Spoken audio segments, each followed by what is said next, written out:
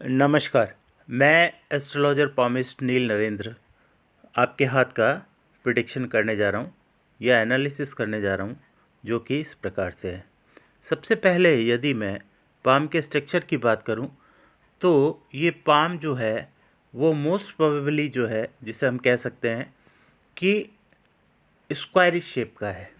हालांकि अगर बहुत क्लीनली ऑब्जर्व करें तो इसमें रेक्टेंगुलर के भी थोड़े से लक्षण हैं, यानी कि रेक्टेंगुलर पाम के भी इसमें लक्षण दिखाई देते हैं। तो आप ये कह सकते हैं कि ये जो पाम है वो 80% स्क्वायरिश और 20% रेक्टेंगुलर कैरेक्टरिस्टिक्स के साथ में बना हुआ है। अब मैं बात करूँगा पाम की फिंगर्स के हिसाब से। देखिए, जब भी पाम जो है मोस्ट प्रोबेबली स्क्वायरिश शेप का होता है तो लाइफ में स्ट्रगल बढ़ जाता है, और जो स्ट्रगल है उसका जो रिज़ल्ट है वो आपको आपके हाथ में बनने वाली फेट लाइन के अनुसार मिलता है। यानी कि फेट लाइन की स्थिति आपके हाथ में किस तरह से है, इस बात पे डिपेंड करेगा कि आपको आपने जो कार्य किया है या जो आपने कर्म किया है उसका फल आपको कैसा मिलेगा। अब यदि हम पाम की लेंथ को अगर हम इस फिंगर की लेंथ से कंपेयर करें तो यहाँ पर दिखाई देता है कि फिंगर की लेंथ काफ़ी कम है। जब फिंगर की लेंथ कम होती है, ऐसी स्थिति के अंदर व्यक्ति अपने जीवन में फैसले जो है वो बिना सोचे समझे लेता है। यानी कि ऐसी स्थिति के अंदर व्यक्ति के डिसीजंस जो हैं वो कई बार गलत साबित होते हैं, क्योंकि बहुत ज़्यादा जल्दबाजी में, या आप ये कह लीजिए बिना सोचे समझे या बिना किसी की सलाह लिए आप जो डिसीजन करते हैं वो निश्चित तौर पर कई बार बहुत गलत साबित होते हैं। ऐसा आपके जीवन में कई बार घटित होगा। अब अगर मैं आपके थंब की बात करूं तो निश्चित तौर पर आपका थंब जो है वो काफ़ी इम्प्रेसिव है। इम्प्रेसिव का मतलब ये है कि उसमें काफ़ी क्वालिटीज़ हैं। यानी कि आपका, अगर हम बात करें कि तर्क और विज़न जो है वो काफ़ी अच्छा है, यानी आपके सोचने के बारे में, या आप ये कह लीजिए कि जीवन के बारे में आपकी महत्वाकांक्षा या जिज्ञासाएं जिसे हम कहते हैं, या मन में जो आपकी इच्छाएं हैं या आपका जो कर्म है वो आपकी मतलब आपके मन के अंदर जो इच्छाएं होती हैं उसके अनुसार आप कार्य करते हो। निश्चित तौर पर अगर आप उसी तरीके से चलते रहें तो आपको जीवन में कामयाबी ज़रूर मिलेगी। लेकिन यहाँ पर अगर हम गौर करें तो सबसे पहले मैं बात करूँगा आपके इस लाइफ लाइन और आपकी माइंड लाइन के बारे में। देखिए, आपके माइंड लाइन और लाइफ लाइन जो है ना, उसका कॉम्बिनेशन बहुत लंबे समय तक एक साथ चल रहा है। ये इस बात को इंडिकेट करता है कि व्यक्ति अपने पारिवारिक परिस्थितियों की वजह से बहुत लंबे समय तक अपने कैरियर पर ध्यान नहीं दे पाता, या कह लीजिए कि वो अपने कैरियर पर फोकस नहीं कर पाता, क्योंकि उसकी पारिवारिक स्थितियां ही ऐसी होती हैं कि व्यक्ति उनसे निकल नहीं पाता। ये कुछ भी हो सकते हैं, इसके व्यक्तिगत कारण कुछ भी हो सकते हैं, लेकिन यहाँ पर ये स्पष्ट रूप से दिखाई दे रहा है।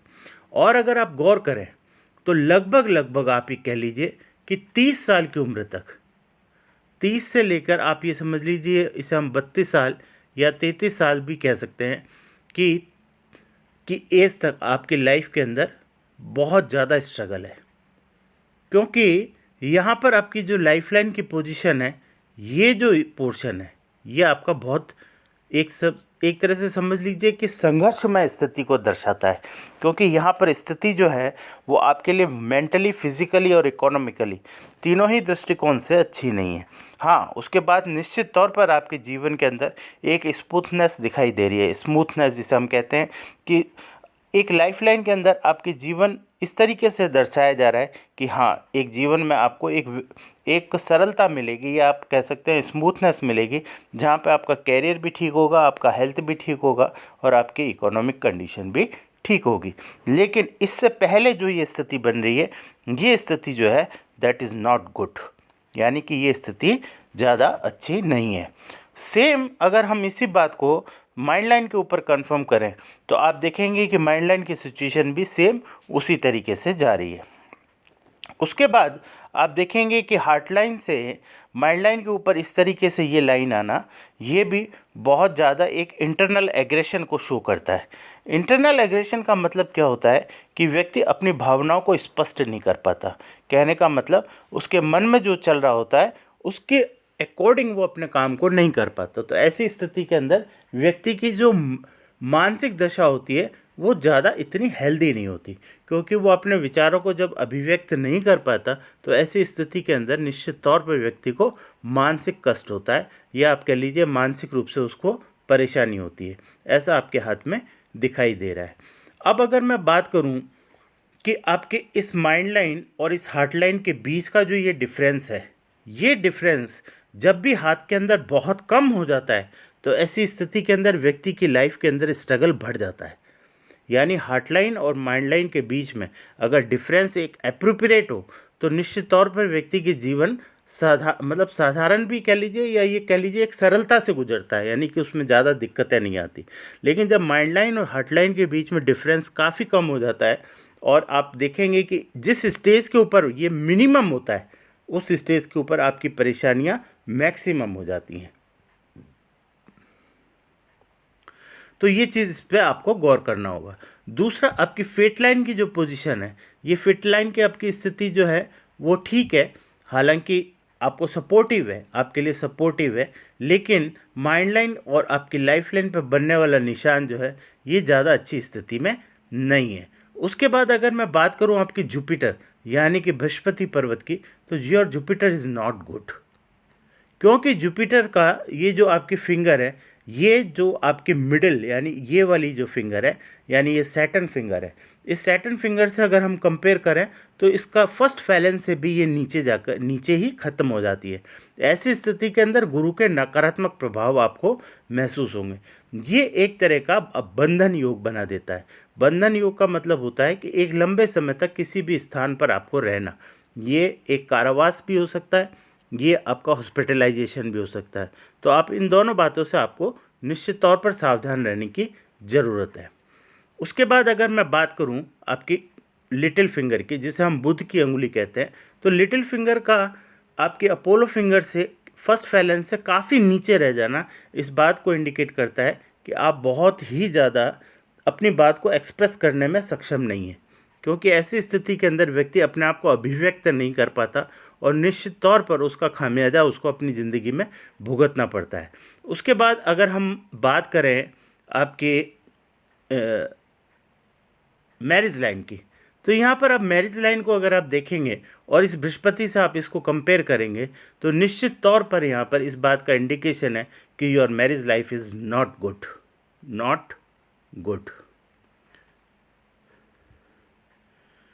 तो ये मैरिज लाइफ अच्छा नहीं होने के लिए आपको, या आप इसको इम्प्रूव करना चाहते हैं, तो निश्चित तौर पर आपको एस्ट्रोलॉजिकल रेमेडीज़ करनी पड़ेगी, अन्यथा आपकी ये दिक्कत बढ़ने वाली है। बढ़ने वाली क्यों है? क्योंकि ये जो बृहस्पति की स्थिति है ये आपके हाथ में अच्छी नहीं है, और निश्चित तौर पर बृहस्पति जो है वो मंगल, या कह लीजिए आप अच्छे वैवाहिक जीवन का कारक होता है। अगर आपका वैवाहिक जीवन अच्छा नहीं है तो निश्चित तौर पर आपकी बृहस्पति के अंदर कोई ना कोई नकारात्मक प्रभाव जरूर होगा। उसके बाद अगर आप सन की बात करें तो सन के ऊपर बनने वाला ये क्रॉस आपके पिता के साथ आपके वैचारिक मतभेद को स्पष्ट करता है। वैचारिक मतभेद इस तरीके से भी हो सकता है कि ये आपके पिता से बनती नहीं हो, या पिता के साथ आपका वैचारिक मतभेद रहता हो, या पिता से आपकी दूरी रहती हो, या पिता के साथ आपका संयोग नहीं हो। ये सारी स्थितियों में से कुछ भी स्थिति आपके साथ हो सकती है। लेकिन ये क्रॉस जो है वो निश्चित तौर पर एक चीज़ का एक अच्छा इंडिकेशन ज़रूर देता है कि आपको गवर्नमेंट जॉब मिलने की संभावना बहुत ज़्यादा बढ़ जाती है। अगर आप किसी भी अपनी क्वालिफ़िकेशन के हिसाब से अगर आप गवर्नमेंट जॉब के लिए अप्लाई करें तो निश्चित तौर पर उसमें आपके सफल होने की संभावना बहुत ज़्यादा हो जाती है, यानी आपको गवर्नमेंट जॉब मिलने की जो संभावना है वो बहुत ज़्यादा हो जाती है। अब यदि हम बात करें आपके मून की, मून यानी चंद्रमा, चंद्रमा मन का कारक होता है, साथ में माता का कारक भी होता है। चंद्रमा की अच्छी स्थिति ना होना इस बात को इंडिकेट करता है कि आपकी मदर जो है उनको एक फिज़िकल प्रॉब्लम भी हो सकती है, यानी कि मानसिक रूप से या शारीरिक रूप से परेशानी को दिखाता है। क्योंकि किसी भी व्यक्ति का जब चंद्रमा अच्छा ना हो या चंद्रमा की स्थिति अच्छा ना हो तो निश्चित तौर पर उसके कैरियर में रुकावट आना और उसकी मदर के साथ उसके संबंध और मदर का शारीरिक स्वास्थ्य का ठीक ना होना इस बात को इंडिकेट करता है। तो इसलिए आपको इस चंद्रमा की को ठीक करने के लिए भी कुछ एस्ट्रोलॉजिकल रेमेडीज़ को इस्तेमाल करना पड़ेगा। अब यदि मैं राहु की बात करूं, तो राहु की आपकी स्थिति जो है, वो राहु जो है वो डिप्रेस्ड पोजीशन में है। जब पाम के अंदर राहु डिप्रेस्ड कंडीशन में चला जाता है, तो निश्चित तौर पर व्यक्ति जो है, व्यक्ति का पाम जिसे हम कहते हैं, वो राहु से प्रभावित हो जाता है। राहु से प्रभावित होने का मतलब व्यक्ति की ज़िंदगी के अंदर राहु प्लेनेट अपना पूरा उसका मतलब उसकी पोजीशन का आपके जीवन के ऊपर बहुत ज़्यादा महत्व होता है। राहु जो है वो एक इल्यूज़न क्रिएट करने वाला प्लेनेट है। इल्यूज़न क्रिएट करने वाला प्लेनेट का मतलब होता है कि व्यक्ति को अपने जीवन के अंदर वो चीज़ें दिखाई देती है जो वास्तविक रूप से होती नहीं है, यानी ये इल्यूज़न क्रिएट करता है। इल्यूज़न का मतलब ये है कि आपके सामने ऐसी स्थितियां पैदा करता है जो वास्तविक रूप से उसमें सच्चाई होती नहीं है, लेकिन वो आपको महसूस होती है। तो इसकी वजह से आपके डिसीजंस जो हैं, या आपके सोचने का तरीका जो है, या आपकी जो मानसिक स्थिति है, वो उस इल्यूज़न के कारण प्रभावित होती है।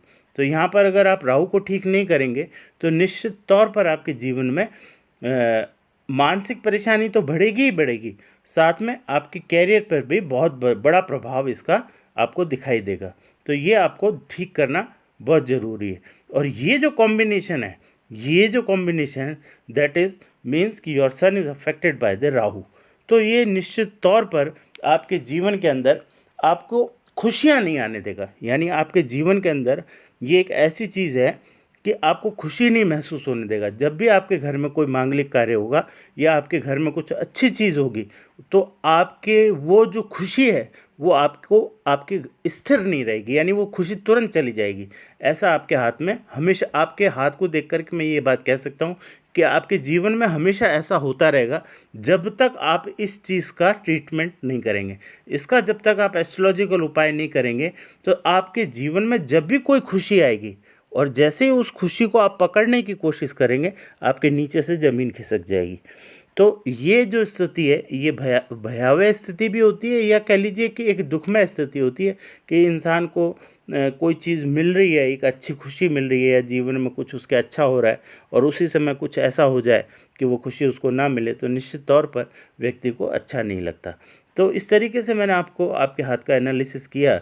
तो इसमें 2-3 चीज़ें मैंने आपको बताई जो इम्पोर्टेंट है। वो एक तो ये है कि सन और राहु का जो ये कॉम्बिनेशन है, इसके लिए आपको एस्ट्रोलॉजिकल रेमेडीज़ करनी चाहिए, और एक इस मून के लिए आपको एस्ट्रोलॉजिकल रेमेडीज़ की ज़रूरत है, और इस बृहस्पति के लिए एस्ट्रोलॉजिकल रेमेडी की ज़रूरत है। इन 3 चीज़ों को जब आप इम्प्रूव कर लेंगे, तो निश्चित तौर पर आपके जीवन के अंदर मंगलमय और कल्याणकारी परिवर्तन होने की पूरी संभावना है। Thank you very much. God bless you.